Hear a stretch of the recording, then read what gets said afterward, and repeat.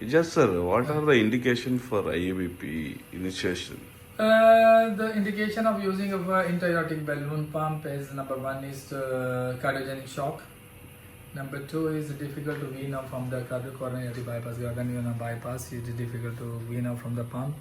There is so many indications for using the coronary artery bypass, intra-aortic balloon pumps. The major is your cardiogenic shock. So usually we are, the reason why we are using the intra-aortic balloon pump is to help the heart, because your heart is not a sufficient, the activity of the heart is not a sufficient, reduce the burden of the heart.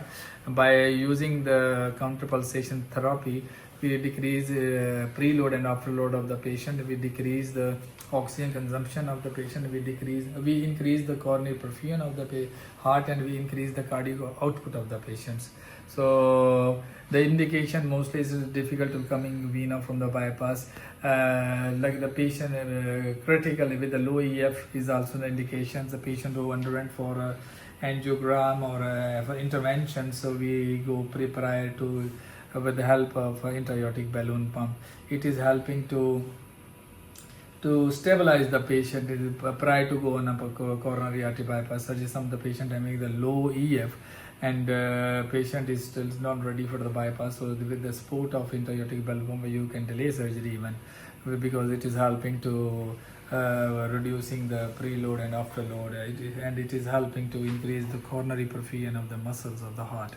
So this is one the few indication of by using the application of coronary artery bypass. But in the coronary artery bypass we need a intra-aortic balloon catheters, we need a helium cylinder, we need a balloon console, and we need a competent perfusionist or application specialist who can in case of any troubleshooting he can intervene and support to the patients. So the major thing is we get a better outcome of the coronary artery bypass or for during surgery and post-operative surgery. Okay, thanks. So again, I'm here with episode number 2. We're going to explain about the IEBP intra-aortic balloon catheters and intra-balloon consoles, how it will work, and what is the main parameter which we need to connect it. See, usually we will get it like a insertion kit like this.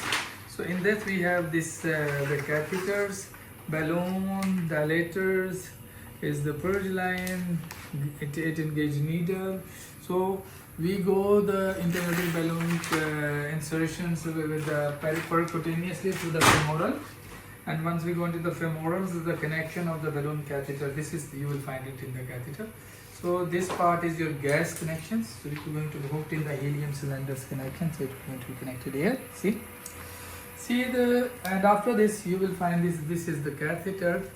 This is a 40 cc balloon catheter, going to be below than the subclavian, above than the renal artery, and the function of this is just to inflate and deflate.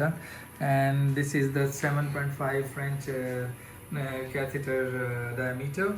And from here you will find this fiber optic. This is the latest technology, fiber optic, which will, without any use of the conventional, it will going to give us the parameters of the patient's augmented pressure and even the systolic and diastolic. So it will going to hooked in the fiber optic port. So I have to properly adjust go through. So arrow to arrow connected. Okay, and then see, this line is connected, and once it is ready, because we are using the trainer here, so it will going to help you. It directly not connected with the patient. This is like a trainer module, so we're going to explain it. So here is your ECG. So ECG, I'll just make it a freeze here. In an ECG you will find there is a PQRST. At the R, patient will going to deflate, and at the T, patient will going to be inflate. So mean that we are inflation will be in a diastolic phase and deflation will be in the systolic phase. So this one is your A line, and this is your dichrotic notch, where this is the dichrotic notch where you see the aortic valve close, and this is the real time, and this part is your balloon inflation part. And since from where the balloon the A line started systole, so we deflate the balloon. So how will you connect? Once you are ready with the connections, you press this button, start button. See, this start button is see. Sure. This is the start button. When I will press, okay. Now see, so we pressed. So now you will find something something is coming. It's showing auto filling and it is calibrating the fiber optic sensor also. Usually in a conventional you use the saline and the connection in the distal, and you will get the pressure, central pressures here. But now no need for this one here though. See this part, we just put a crack, and now balloon start working. So now you will find that you will find 3 tracing.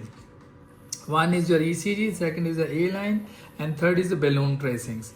So once the patient's ready now it will going to inflate. Just auto filling mode is still going on, and we'll see auto filling. Once it's ready, so balloon automatically start to inflate because we put on an auto mode. See now the tracing. At the diastole, it inflate and it go above than the systolic pressures. This is your augmented pressure.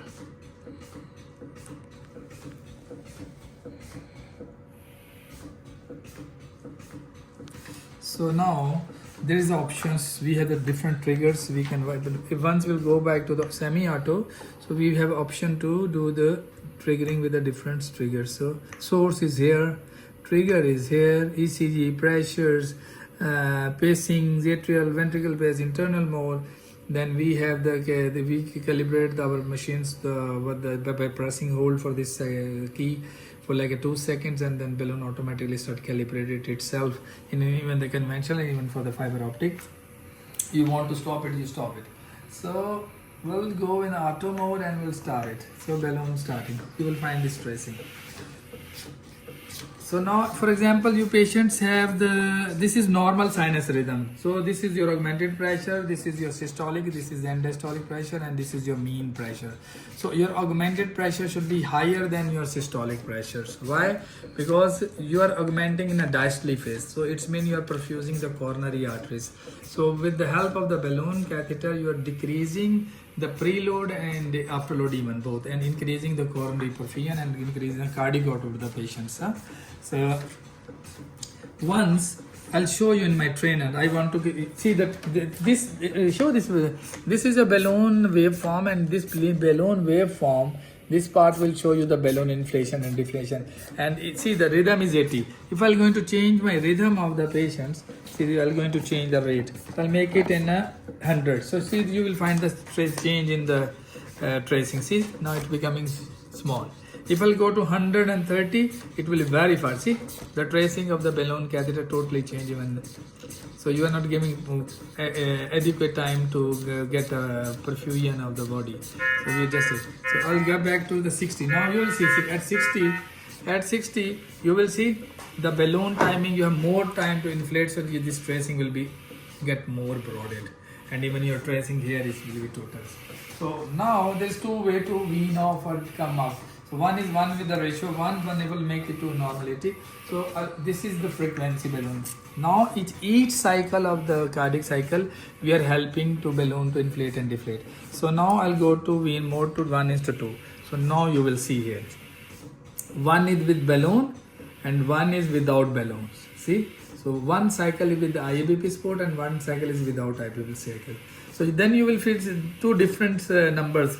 Systolic pressures you will find 2 types. 99, 102. One is with and one is without. And even diastole, one is with and one is without. And then your mean is a similar, and your augmented is this similar. Today we'll try to teach how to connect the catheter with the console and with TC. I'll show you. This is the catheter. I'll make the frequency 1:1 and see. Balloon is doing see. Balloon catheter only one 2 good thing: inflate and deflate. By inflation, we are perfusing to the coronary. By deflation, we are sucking blood from the alveoli into the aorta. So 2 good things is happening with the balloon counter pulsations. Hope it is clear. Thank you so much.